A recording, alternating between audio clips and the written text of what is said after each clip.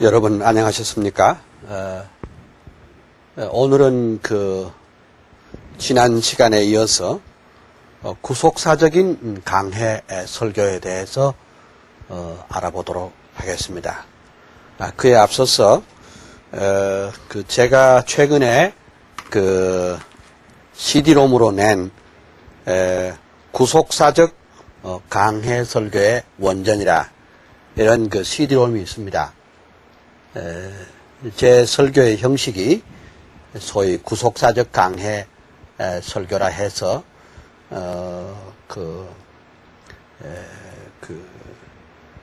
구속사적인 강해 설교 약 12권의 강해 설교집을 하나로 묶었습니다. 여러분 참고해 주시길 바랍니다.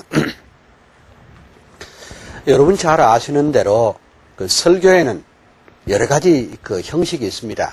가령 본문 설교도 있고, 또 무슨 주제 설교도 있고, 또 본문 주제 설교 또는 강해 설교 이와 같은 설교 방식이 있습니다.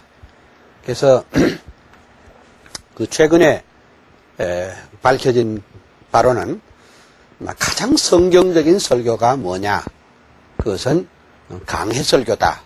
이렇게 말할 수가 있습니다. 그렇지만은 그 사실입니다. 그 사실이지만은 강해 설교도 결국은 어떠한 신학적인 입장에서 설교하느냐에 따라서 그것은 아마 여러 가지로 또 달라질 수가 있지 않느냐 이런 생각을 합니다. 가령 예를 들면 성경을 어떻게 보느냐 또 성경을 어떻게 해석하느냐에 따라서 얼마든지 달라질 수가 있습니다. 우리가 흔히 성경을 해석하는 설교할 때 문법적인 해석 방법도 쓰고 또 경우에 따라서는 역사적인 해석 방법도 쓰고 또 경우에 따라서는 사회적인 그런 사회학적 해석 방법 또는 교리적인 해석 방법 또는 신앙적인 해석 방법 등 그 해석 방법에 따라서 여러 가지로 나눌 수가 있습니다만은 그러나 저는 여러분들에게 감히 말씀드릴 수 있는 것은 성경을 구속사적인 안목에서 꿰뚫고 볼 수 있는 안목이 있어야 진정한 의미에서 성경적인 설교를 바로 할 수 있다. 저는 그렇게 생각이 되어집니다. 그래서 오늘 제 설교의 오늘 강의의 제목을 구속사적인 강해 설교다. Redemptive Historical Expository Preaching이라 이렇게 말씀드릴 수가 있습니다. 우리가 최근에 강해 설교란 무엇이냐 이런 강좌도 많이 열리고 있습니다. 사실은 강해 설교라고 하는 것은 성경의 어떤 단어나 문구를 해석하는 것보다도 성경 원저자가 이 본문을 통해서 정작 말씀하시고자 하는 내용이 무엇인가 이것을 잘 이렇게 캐내 가지고 그것을 오늘을 살아가는 사람들에게 적용하고 또 적용함으로 말미암아 그대로 살 수 있도록 하는 것이 강해 설교라 이렇게 표현하기도 합니다. 가령 우리나라에 여러 번 와서 강해 설교 강의를 하고 갔던 데니스 레인 같은 사람은 이런 말을 하더군요. 강해 설교가 뭐냐? 강해 설교라고 하는 것은 오래된 슬라이드 필름, 오래된 슬라이드 필름을 환등기에 넣어가지고 이게 벽에 이렇게 비춰 보는 것과 똑같다. 환등기에 들어가기 전에 그 조그마한 그 슬라이드 필름은 육안으로 봐서는 누가 누군지 무슨 장면인지 정확하게 알 수 없지만은 아주 몇천 배 확대를 시켜서 이렇게 큰 그 스크린에 비춰보면은 그 슬라이드의 필름의 내용이 아주 밝게 그 시청자들에게 그 청중들에게 확실히 밝혀 비추는 것처럼 마치 강해 설교와 그와 같다. 대단히 참 좋은 해설이라고 생각이 되어집니다. 강해 설교라고 하는 것은 그 성경에 있는 지금부터 2000년 혹은 3000년 혹은 4000년 그때 당시에 하나님의 계시를 오늘의 그 삶 속에서 잘 깨달을 수 있도록 해주는 것이 그것이 강해 설교라 이렇게 말할 수가 있습니다. 저는 그 강해 설교를 참 잘 수용을 하면서도 제가 여러분들에게 말씀드리려고 하는 것은 그 강해 설교 원리만 가지고는 안 된다. 그 강해 설교자가 어떤 신학과 어떤 신앙의 원리를 가지고 있느냐에 따라서 그것은 천차만별로 갈라질 수가 있다는 겁니다. 가령 예를 들면 강해 설교의 대가인 그 오리겐 같은 사람은 물론 그 강해 설교를 참 잘했습니다. 그러나 그의 해석 방법은 소위 말하자면 알레고리칼한 풍류적 해석 방법을 씀으로 말미암아 성경을 아주 어떤 이상한 그 모델로 삼아서 어떤 것은 지나치게 그 성경을 자기 그 취향대로 맞추어서 설교하고 그 청중들의 흥미에 맞추어서 설교하는 이러한 그 방향으로 흘러갔기 때문에 특별히 오리겐 같은 사람은 강해 설교를 했음에도 불구하고 성경 해석의 역사나 설교에 있어서 두고두고 비판의 대상이 되고 있습니다. 또 솔직히 또 정직하게 말하자면 오늘 우리 한국 교회에 많은 설교의 형태가 있습니다. 주로 많은 목사님들이 본문 설교 또는 무슨 제목 설교에 아주 익숙해져 있습니다. 그런데 그럼에도 불구하고 강해 설교를 하신다고 하면서도 실상 방법론은 아주 알레고릭하는 방법으로 씀으로 말미암아 그 성경의 본뜻에서부터 얼마든지 멀어져 가서 말하자면 도덕적인 그런 설교 마치 사서삼경을 읽고 무슨 말하는 것처럼 무슨 도덕경을 읽고 말하는 것처럼 이런 식이 되어버렸습니다. 그래서 저는 이번에 이 강의 시리즈를 통해서 여러 번 말씀드린 내용이 무엇인가 하니까 한국 교회의 개혁은 바로 강단에서부터 시작돼야 된다. 그 강단의 개혁은 바로 교회의 개혁으로 이어져야 되고 강단의 개혁을 옳게 하려면 그것은 참 그 성경적인 설교가 회복돼야 되겠다. 그 성경적인 설교 가운데 가장 최상의 방법이 뭐냐? 그것은 바로 구속사적인 강해 설교이다. Redemptive Historical Expository Preaching이다. 저는 감히 그렇게 여러분들에게 주장하고 싶습니다. 그러면 사실 오늘 우리 시대를 가르쳐서 흔히 그 실천신학의 시대라 이렇게 말할 수 있습니다. 실천신학이 학문적으로 특별히 이렇게 돋보이기 시작한 것은 1960년대부터입니다. 실천신학이 발전됨으로 말미암아 소위 말하면 교회학과 선교학이 발전이 됐습니다. 그 교회학이 발전되자마자 그 교회학의 그 핵심이 뭐인가 하니까 바로 설교학이었습니다.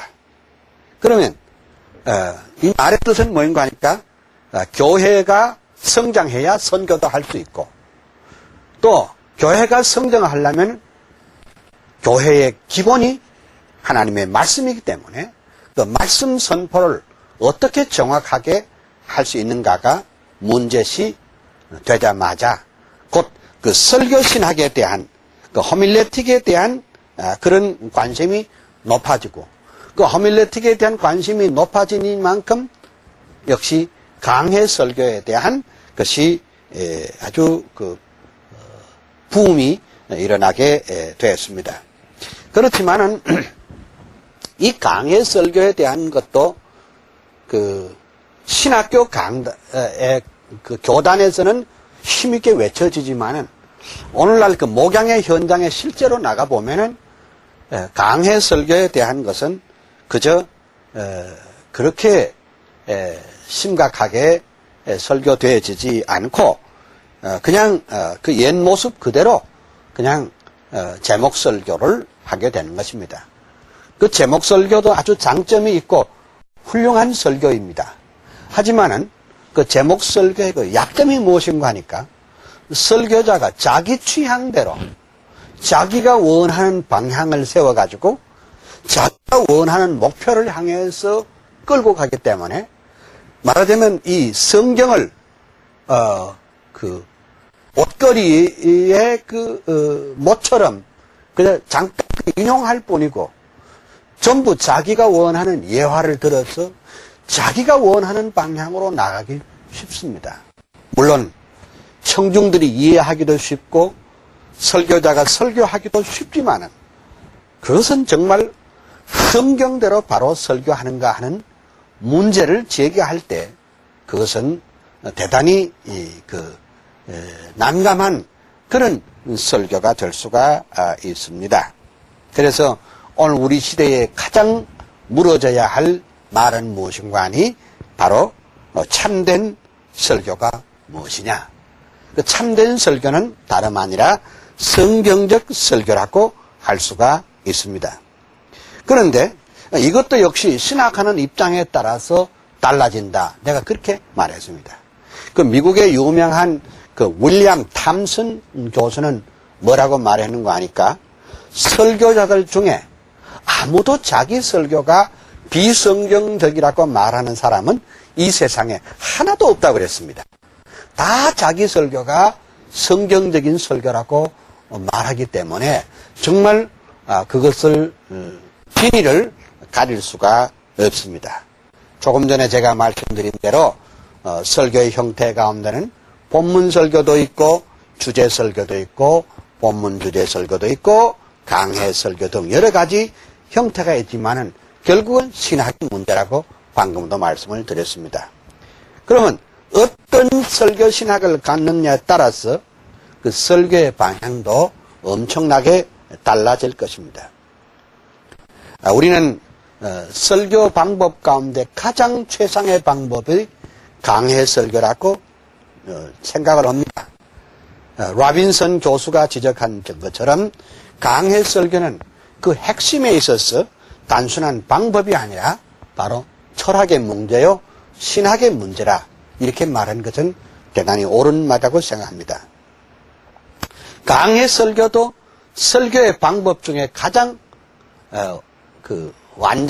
안전한 설교 방법이기는 하기는 하지만은 설교자 자신이 가진 신학의 입장과 성경관에 따라서 얼마든지 달라져 가볼 수가 있습니다. 그래서 우리는 지금까지 설교의 방법론과 구조론에 많은 관심을 가져오게 된 것이 사실입니다. 저는 이 강의를 진행하면서 이 강해 설교의 밑바닥을 흐르는 신학은 어떠해야 되느냐, 그것이 아주 심각하게 다루어져야 한다고 보는 것입니다. 그러면 우리가 또 하나 그 제목을 바꾸어서 최근에 이 구속사적 설교의 관심은 어떻게 해서 일어났는가, 그것을 잠시 생각해 보도록 하겠습니다. 청취자 여러분들께서 이 구속사적 강해 설교란 이 말을 들을 때 어떤 사람은 아주 대단히 생소하게 생각하는 사람들이 아마 많을 것입니다. 왜냐하면 이 구속사적 강해 설교의 방법은 아주 최근에 불과 수십 년 전에 특별히 그 화제에 오르기 시작했기 때문에 그렇습니다. 구속사적 설교란 한마디로 말하면 그 설교의 그 구조나 방법보다는 바로 설교신학의 문제라 이렇게 볼 수가 있습니다. 실제로 구속사적인 설교도 일단은 그 설교의 여러 형태 가운데 하나로 본다면 하나님의 말씀을 설교하는 하나의 방법이라 해도 무방할 것으로 생각이 되어집니다. 중요한 것은 그것이 얼마나 신학적인 타당성이 있고 학문적인 타당성이 있는가 하는 것이 문제가 돼야 할 것입니다.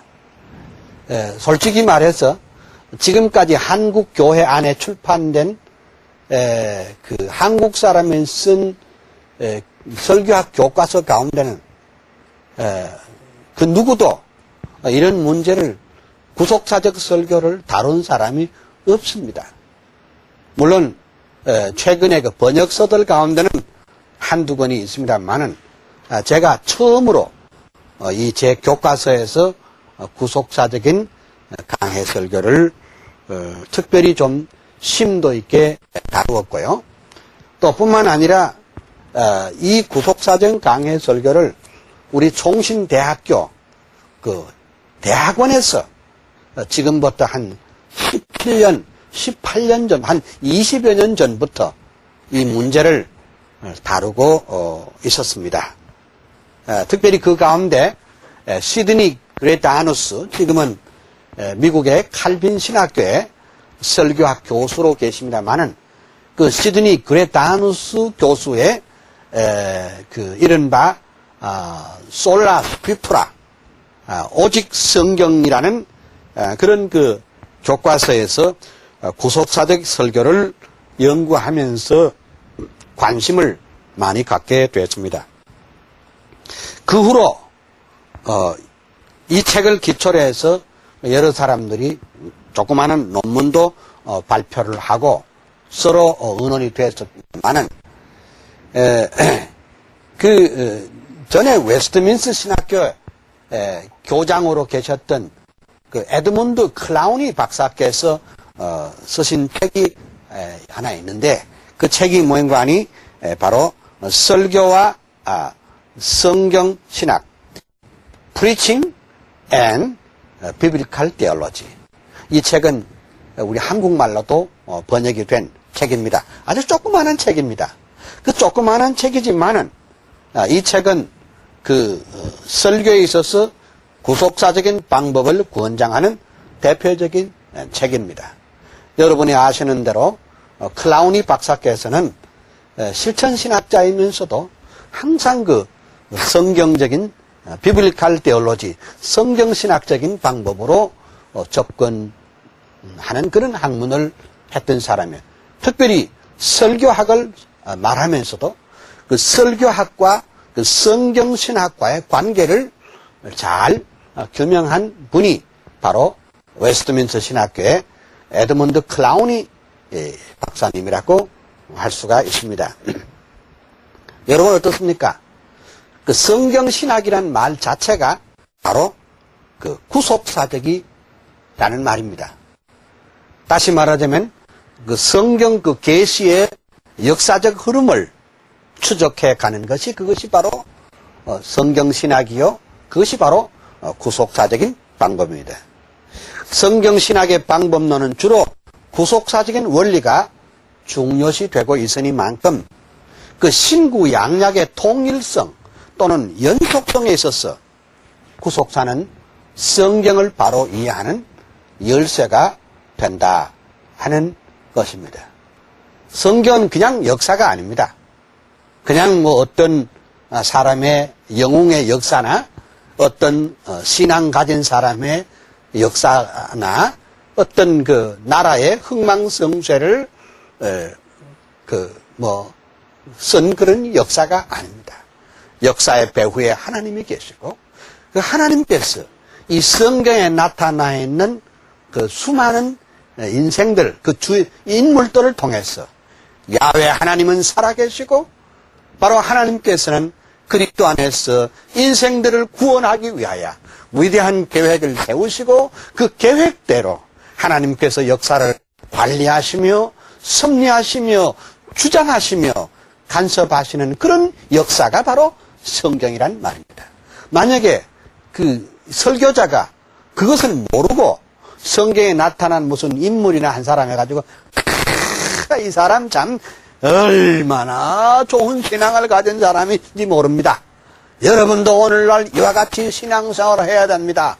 이렇게만 말한다면은 나중에 제가 설명하겠습니다. 그런 것을 가르쳐도 이른바 모형적인 설교, 모델적인 설교가 되는데 이런 것은 바로 이 모형적인 설교, 이런 예정적인 설교는 갖다 잘못하면 다 도덕적인 설교로 흘러가 버리고 성경을 읽고 난 다음에 명심보감을 해결하는 것 같은 그런 인상을 우리에게 줘버리고 사실은 성경이 아니고도 세상의 가랑에 아브라함 링컨을 가지고도 설교할 수 있고 조지 워싱턴을 가지고도 설교할 수 있고 무슨 역사의 위대한 신앙의 인물을 가지고도 얼마든지 설교해버리는 그런 경우가 생기기가 쉽다 그 말입니다.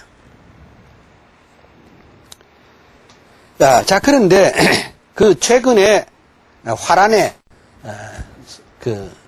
더 흐라프라는 분의 책을 여러분이 혹시 가지고 계시는지 모르겠습니다.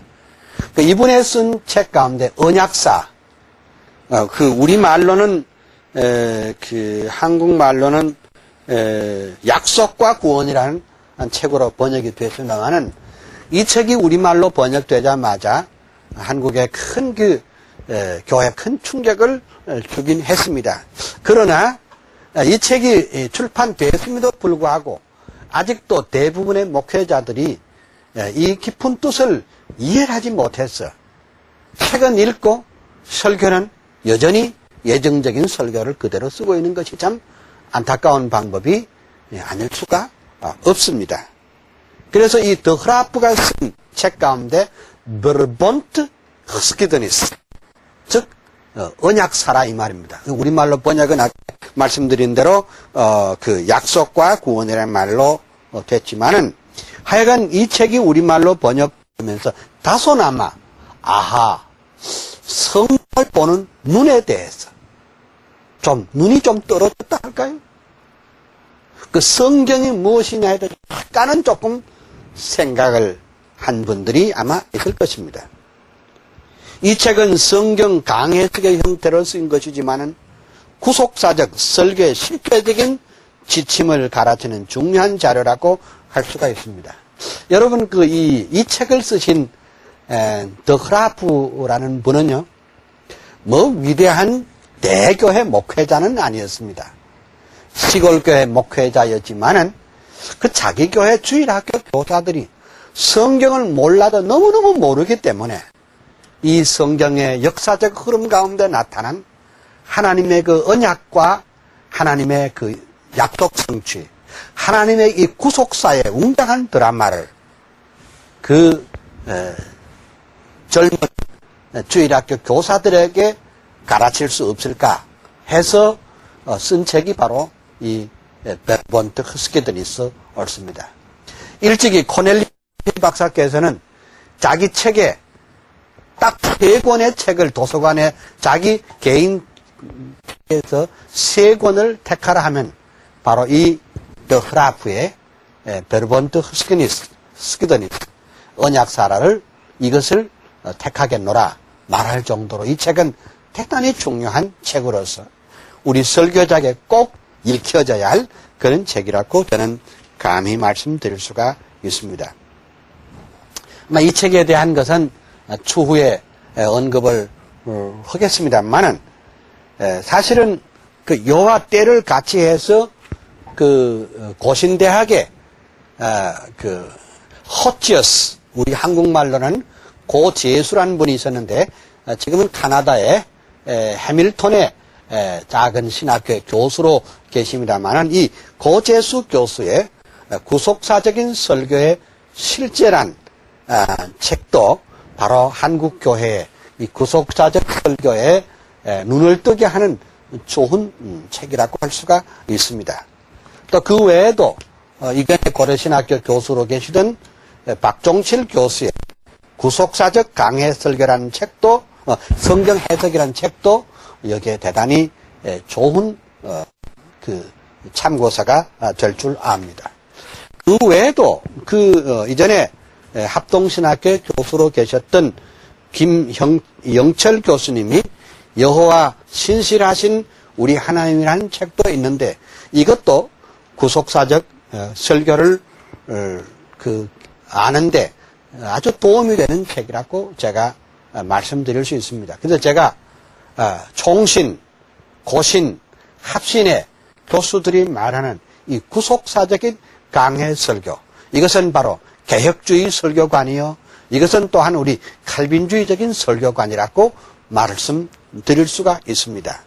화란 개혁교회에서는 오래전에 이것이 활발히 논의됐지만은 이 구속사적인 강해 설교는 최근에 지난 한 20년 어간에 한국교회에서 논의가 되어진 설교 방법으로서 가장 최고의 가장 성경적인 설교 방법으로 말씀드릴 수가 있습니다.